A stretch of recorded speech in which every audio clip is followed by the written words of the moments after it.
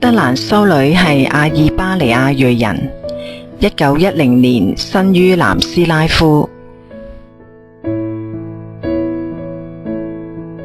19歲嘅時候，佢入咗羅列特聖母會修院，喺學校嗰度教書，曾經任校長，時常帶學生去醫院同貧民窟照顧窮人。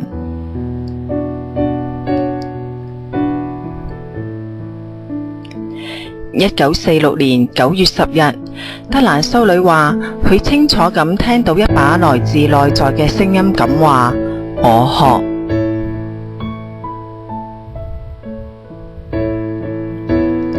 佢知道呢一個係天主嘅旨意，要佢去服務嗰啲最弱小卑微嘅人。德蘭修女雖然對此一無所知，但係佢話，就讓天主以佢嘅方式用我吧。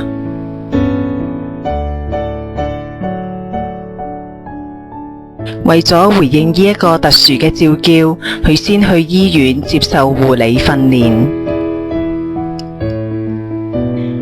1948年得到梵蒂岡嘅允許，離開聖母修院，展開咗為窮人中最窮嘅人服務。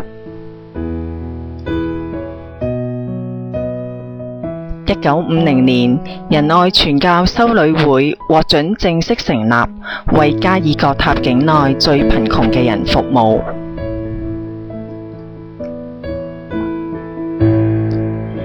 1952年，第一所垂死者之家成立，讓嗰啲貧困孤單嘅垂死者有尊嚴咁安然離世。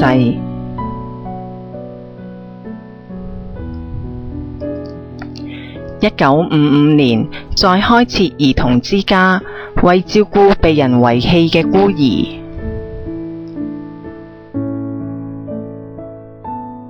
1963年，佢又創辦咗仁愛傳教男修會。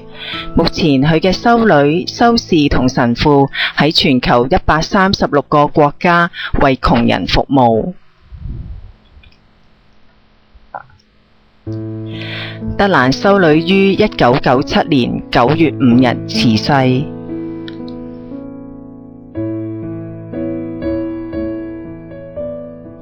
教宗若望保祿二世喺2002年12月將佢列為真福品，並開始列聖品嘅程序。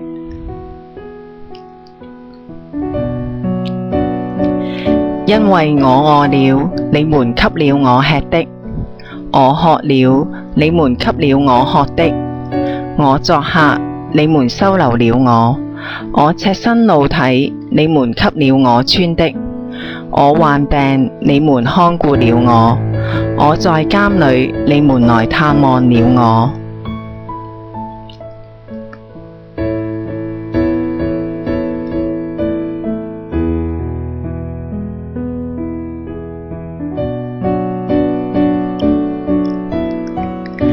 我是天主手中一支細小的鉛筆，被天主用來寫一封情信給這世界。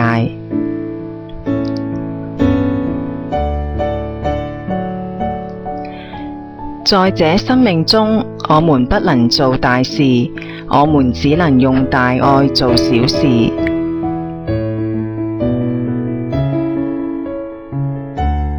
我在每一個人身上都看見主。當我為麻風病人洗傷口時，我感覺到我正在照顧主。這不是一個很美妙的經驗嗎？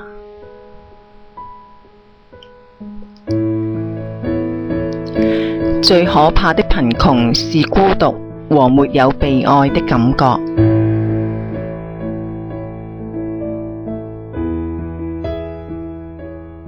墮胎是在子宮內的謀殺，嬰兒是天主所賜的禮物。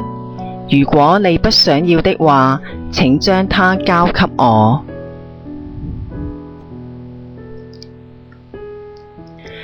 我們感覺到我們所做的工作微小得像海洋中的一滴水，但海洋缺乏這一滴水的話，便變得細小了。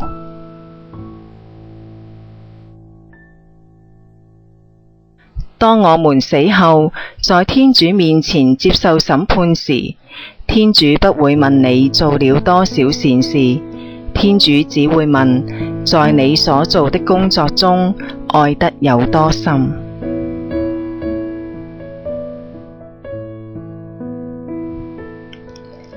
真福德蘭修女為我等祈。